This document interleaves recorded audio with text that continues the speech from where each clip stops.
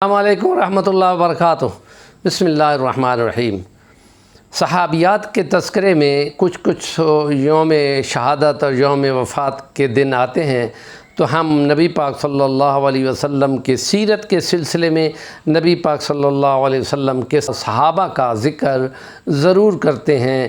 اس سے محبت بھی تازہ ہوتی ہے اور ان کی فالوشپ کا بھی پتہ چلتا ہے اور اس سے معلومات اسلامیہ بھی اجاگر ہوتی ہیں اور عشق و محبت کی یہ داستانیں تازہ ہوتی ہیں۔ حضرت بلال کا یہ 20 محرم کو یوم وفات ہے اور 20 ہجری کو شام کے دمشق میں ان کی وفات ہوئی اور وہیں ان کی قبر مبارک بنی، جو 60 سال سے 1-2 سال اوپر تھا ان کی عمر کا۔ تو وہ نبی پاک صلی اللہ علیہ وسلم کے پاس ایمان لے آئے تھے۔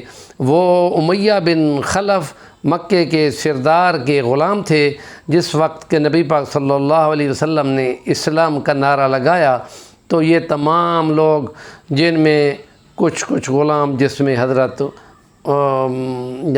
بلال بن رباح رضی اللہ عنہ بھی تھی، وہ اسلام لے آئے۔ تو جب امیہ کو پتہ چلا تو وہ ان کو اذیت دیتا، تپتی ہوئی دھوپ میں لٹا دیتا اور بڑی سی بھاری پتھر کی سیل جو ہے وہ اس کے سینے پہ رکھ دیتا اور اوپر پیر رکھ کے کھڑا ہو جاتا۔ اپنے غلاموں کو اور اپنے لڑکوں کو باری باری مارنے پیٹنے پہ لگتا اور جس کے بعد ایک تھک جاتا تو دوسرا مارنے لگ جاتا۔ ان کے جسم کو زخم زدہ کیا جاتا، دھوپ میں گھسیٹا جاتا، بچوں کے حوالے کیا جاتا، وہ ان کو مارتے پیٹتے گلیوں میں پھراتے۔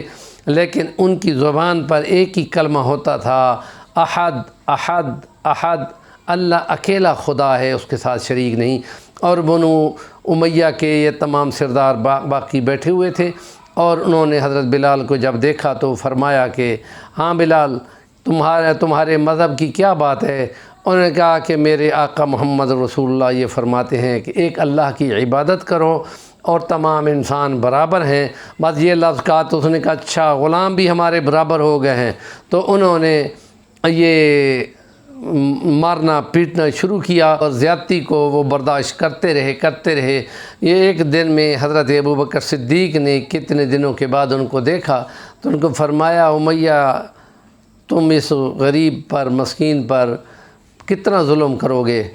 بس کر جاؤ اب۔ انہوں نے کہا تو تم خرید لو۔ انہوں نے کہا کہ میں خریدتا ہوں، اور ایک بڑی رقم دے کر ان کو خرید لیا اور ساتھ ہی ایک غلام بھی اس کے بدلے میں دیا، اور پھر ان کو فرمایا کہ یا بلال، اللہ کے نام کے لیے میں تمہیں آزاد کرتا ہوں۔ اور حضرت بلال کو فرمایا کہ اب تم یہ کہ کچھ لکھنا پڑھنا بھی سیکھو، اور پھر ان کو قلم اور دوات اور سیاہی دیتے اور خاص قسم کی ایک قلم کاٹ کر لاتے اور ان کو کہتے کہ سیاہی سے اب اس کو لکھنا شروع کرو۔ وہ لکھتے جاتے، لیکن یہ ہے کہ ان کے ہاتھ کالے سیاہ ایک دن ہو گئے تو روایتوں میں آتا ہے کہ حضرت ابوبکر صدیق نے ان کے ہاتھوں کو چوم لیا، یہ فرماتے ہوئے کہ نبی پاک صلی اللہ علیہ وسلم نے فرمایا تھا کہ طالب علم کی دوات کی سیاہی شہید کے خون سے زیادہ قیمتی ہے۔ تو اس بات کا کہنا، یہ علم، قلم، تحصیل علم، طالب علمی، درس و تدریس، معلم اور متعلم کی شان کو اجاگر کرتی ہے۔ حضرت بلال کاتب وحی بھی ہیں، نبی پاک صلی اللہ علیہ وسلم کے ہر وقت کے ساتھی ہیں، اور ان کی یہ شان ہے کہ نبی پاک صلی اللہ علیہ وسلم کے لیے مؤذن مقرر فرمایا تھا، تو اس لیے وہ اذان دیا کرتے تھے۔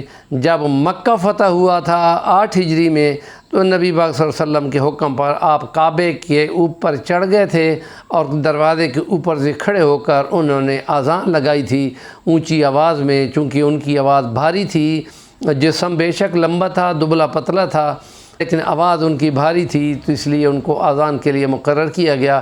مکے کے سرداروں کے لیے جو ابھی اسلام پہ نہیں آئے تھے، تقریباً 3000 کے قریب، ان کو اس بات سے، اس آواز کے ساتھ بہت زیادہ تکلیف پہنچی تھی اور لیکن یہ ہے کہ نبی پاک صلی اللہ علیہ وسلم کی مسجد نبوی کے وہ جب تک رہے، مؤذن رہے، تو وہ نبی پاک کی صلی اللہ علیہ وسلم کی وفات مبارکہ کے بعد ان کو بڑا غم لگا کہ نبی پاک صلی اللہ علیہ وسلم اپنے ممبر پہ نہ ہوتے، تو وہ اس غم زدگی میں وہ نکل گئے، جہاد پہ گئے، پھر اس کے بعد وہ دمشق شفٹ ہوئے، تو نبی پاک صلی اللہ علیہ وسلم کی ان کو ایک مرتبہ زیارت ہوئی، کیا بات ہے کہ بلال تم ہمارے یہاں پہ کبھی حاضر نہیں ہوتے؟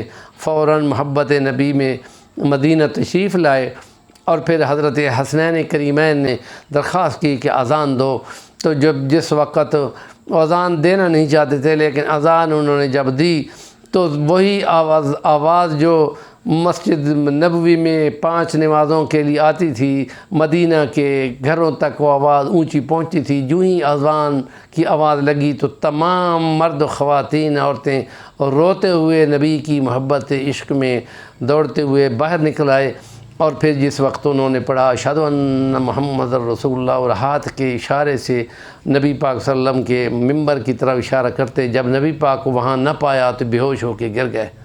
اس کے بعد وہ پھر کچھ دن رہ کر پھر واپس تشریف لے گئے، اور دمشق کے اندر ان کی وفات ہوئی اور وہیں مدفون ہوئے۔ کچھ باتیں ابھی ان کی رہتی ہیں، اس سلسلے میں انشاءاللہ دوسرا ولاگ کل آپ کی خدمت میں ضرور پیش کریں گے۔ ہمارے چینل کا نام ہے صفی الرحمن الوانی، ضرور سبسکرائب کر لیں۔